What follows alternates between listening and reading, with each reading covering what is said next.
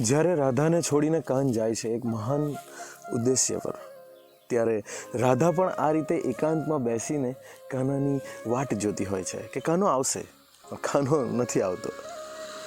તો રાધાની એક સખા એની પાસે આવીને કહે છે, લાવ હથેળી રાધા કાન લખી દઉં. તો આજે એના ઉપર જ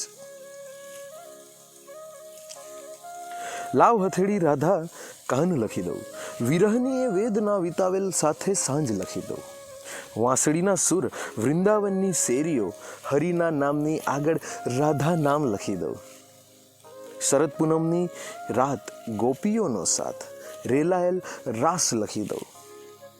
સખા સંગ પ્રીત પ્રેમી સંગીત, ગોવર્ધન ધારક લખી દઉં. ચોરતો માખણ મુખે બ્રહ્માંડ, જગતનો નાથ લખી દઉં. ચરાવતો ગાયો ગોપીઓનો લાડકવાયો, યશોદાનો લાલ લખી દઉં. મોહક મુખડું માદક સુગંધ, માથે મોર પંખ લખી દઉં. છૂટ્યું ગોકુળિયું વસાવી દ્વારિકા, મહાભારતનો સારથી તોય હૈયે રાધા. લાવ રાધિકા સંગ શ્યામ લખી દઉં.